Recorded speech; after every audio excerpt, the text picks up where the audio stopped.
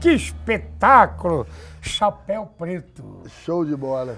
Estimado Spencer Lee, a família bem adaptada, Rio do Sul? Totalmente, apaixonada com a cidade. Esses dias minha filha virou e falou, pai, nós não vamos embora de Rio do Sul, não. Só um dia, quem sabe, né, filha?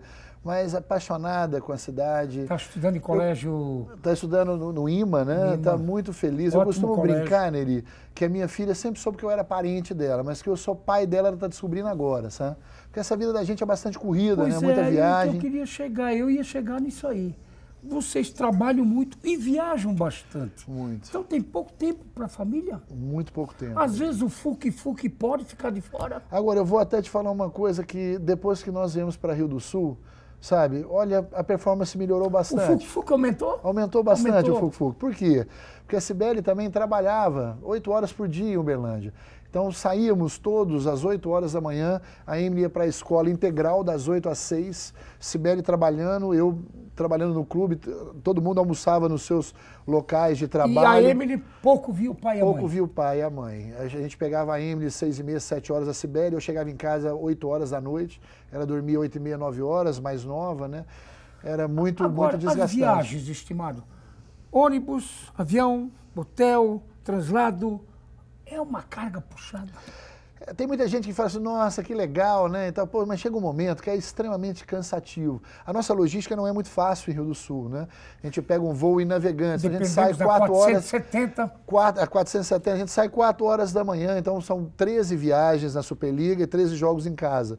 São 13 viagens, 4 horas da manhã, hotéis, e o traslado é bastante difícil, esse transfer até lá. Mas graças a Deus a nossa estrutura é muito legal, a gente vai de bons ônibus, né? A gente não pode reclamar de nada, nós temos estrutura de grande equipe. Estimado, o trabalho de base. Olha, eu vejo com bons olhos o nosso trabalho de base. A Fundação contratou o Jefão, que é nosso assistente na equipe da Superliga Nacional, para desenvolver esse trabalho de base. Eu vejo, hoje ele estava dando treino para 18 garotas com bom biotipo, né?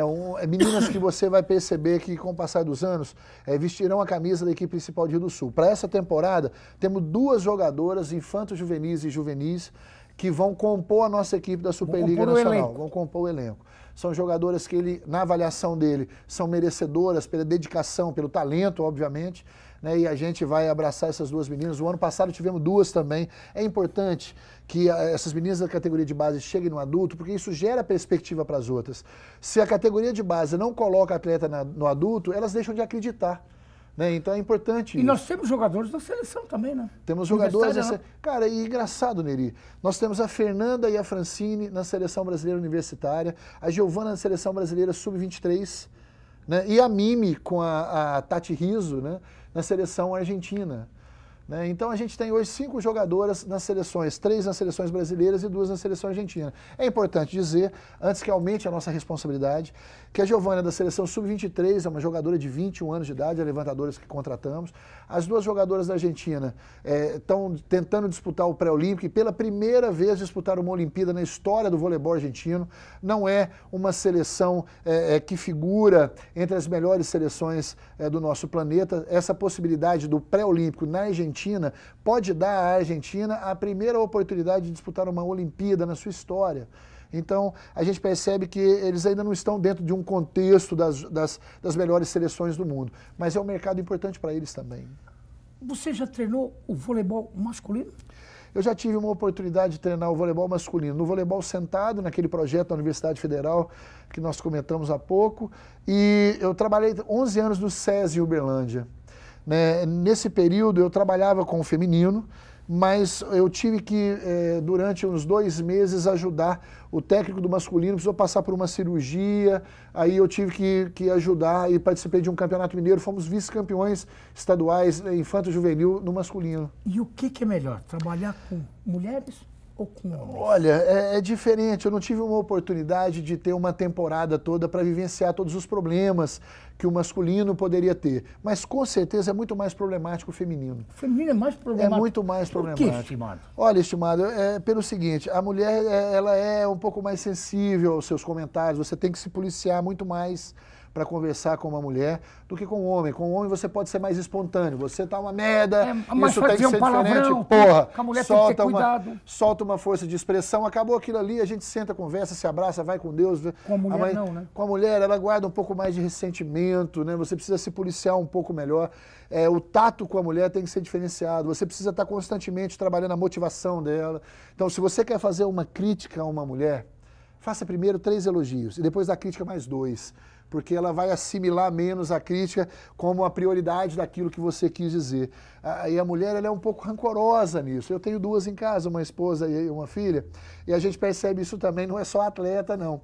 É uma coisa da mulher, mas é muito mais prazeroso. Eu poderia te dizer, nessa pouca experiência com o masculino, que a dedicação do feminino, a entrega do feminino é muito maior. É maior? É maior. Trabalha com mais tesão. Trabalha com mais tesão, elas são mais comprometidas com o negócio. O mundo do voleibol feminino, porque no futebol a gente sabe que a grande maioria dos meninos que vêm para o futebol, trabalho de base, para depois chegar lá nas categorias de juvenil, infanto-juvenil, júnior e tal, vem de classes mais pobres ou bem pobres. Como é que é o voleibol? Também tem muito disso? Olha, Neri, no início o voleibol ele era de uma classe cultural, né, mediana, porque não eram muitas as futuras atletas que tinham acesso a clubes para poder praticar o voleibol. Com essas conquistas do voleibol brasileiro, popularizou muito o esporte. Então abriram escolinhas, as próprias prefeituras contrataram profissionais para desenvolver em suas cidades, né? Então nós tivemos uma mistura, uma popularização maior e com isso, obviamente, hoje tem atletas de todos os níveis. É raro, olha só, eu estou indo com a seleção universitária para uma universidade. Né, olha, o nosso universo de atletas profissionais universitários, ele é muito pequeno. Primeiro porque trabalham em 2 períodos, 3 horas pela manhã, 3 horas à tarde, é difícil. Né? Hoje existe uma facilidade porque essas faculdades a longa distância permite que um atleta dedique a sua atividade profissional e faça também uma faculdade. Mas muitas se desinteressam. Chega no juvenil, por exemplo, ela pega uma seleção brasileira, vai ficar 4 meses em Saquarema treinando com a seleção, ela basicamente abandona a escola naquele período, né? Então eles tiram o 3º colegial ali, o 1º grau, e a maioria delas, a grande maioria deixa de estudar depois disso, o que é uma pena, né? As famílias dessas meninas, a maioria depende do que elas recebem de remuneração, olha, de salário onde jogam o voleibol? Eu vou dizer, por exemplo, não vou dizer no voleibol nacional, mas hoje em Rio do Sul, na nossa equipe do ano passado, que a gente conhecia o nosso ambiente de trabalho, 40% das nossas atletas ali ajudam em casa e são arrimo de família. São pessoas que o seu salário do voleibol ajuda a sustentar a sua família. Poderia citar algum nome de algumas meninas, mas uns 40%. O voleibol paga bem? Neri, olha, o voleibol feminino, paga bem. Feminino. Paga bem. Paga melhor. Você fala que jogadora ganha 100 mil, outra ganha 80 mil, 60 mil. Mas olha, evidente que isso é outra realidade. Totalmente. Mas existe salário de 100 mil no Brasil, 80 mil, 120 mil? Existe. A Tandara, por exemplo, ela fechou um contrato na última temporada com a equipe de Uberlândia ganhando 12 parcelas de 120 mil reais por mês. 12? São um ano. Agora, Neri, vamos combinar. Por exemplo, a Tandara foi a maior pontuadora da Superliga Nacional há 2 anos. A Sheila é uma jogadora desse padrão. Ela foi até para fora, jogou na Turquia nessa última temporada, porque lá os salários são em euros, também os salários são maiores. Mas no Brasil, você conta nos dedos de uma mão jogadoras que ganham aproximadamente entre 80 e 120 mil reais por mês. Conta nas mãos, né? Em uma mão. Em uma mão. Agora, 120 mil reais no futebol, um lateral direito reserva aí de um time Palmeiras, Flamengo, Corinthians, deve estar ganhando isso. Na verdade, o futebol profissional, ele está fora do compasso, né? É astronômico o negócio, é outra atmosfera. Tanto que está aí as lambanças que a gente vê. É verdade. Que tem agora, a nossa equipe, a nossa realidade, a gente paga em dia, o que dá uma credibilidade ao projeto fora do comum.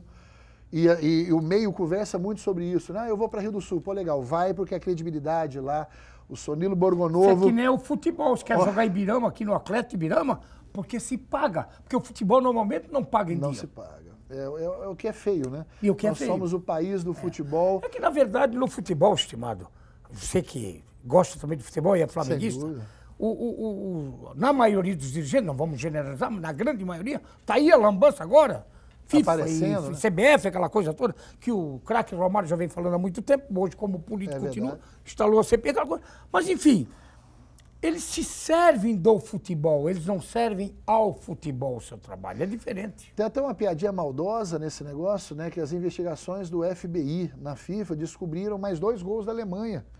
Então, na verdade, era 9-1 aqui, descobriram lá entre linhas ali. Eles conseguiram até isso, tirar 2 golzinhos. FBI é fantástico. O vareio foi tanto, a langa, antigamente chamava de langa.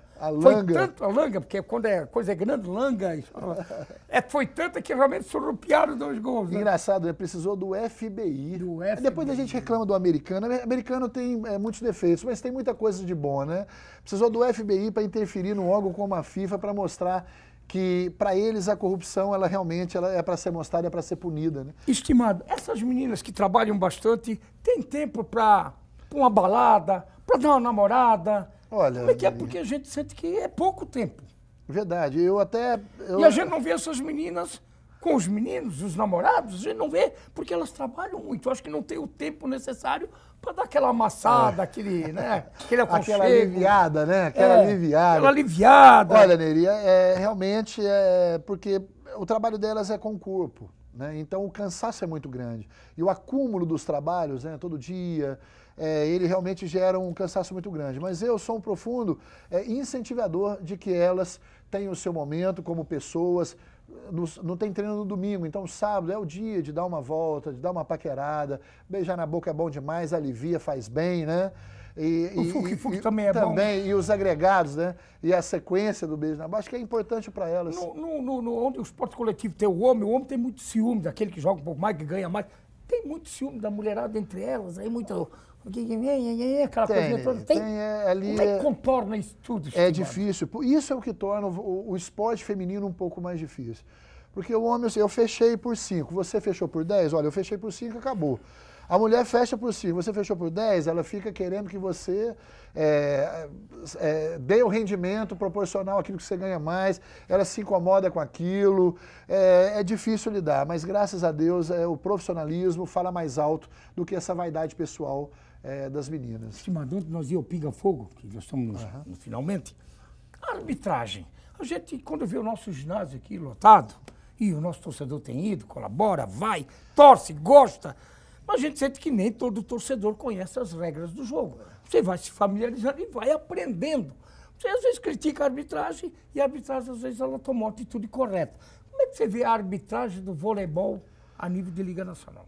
Olha, poderia ser melhor. O que acontece é que existem pessoas que administram a arbitragem nos estados, né? E essas pessoas passam as dicas, vamos dizer assim, e às vezes essas dicas não coincidem. Então você percebe que você vai jogar em São Paulo, de repente um ato de condução em São Paulo, ele deixa um pouco mais fluir. Aí o nível de exigência de um árbitro que você vai trabalhar no Rio de Janeiro é outro. Então precisaria ter alinhavar, acho que precisaria afinar a viola, lembrando o Chapéu Preto aqui, afinar um pouco mais a viola, né, de todo mundo para que a música flua no mesmo tom para todo mundo. Existe uma diferença muito grande. Não vamos falar em má intenção e arbitragem... Isso eu acho que não. Corrompida, cara. Mas existe muita sacanagem também no vôlei, porque no futebol tem coisa que você diz, mas teve sacanagem. É difícil dizer que teve. Neri, cá entre nós que ninguém nos escute, né?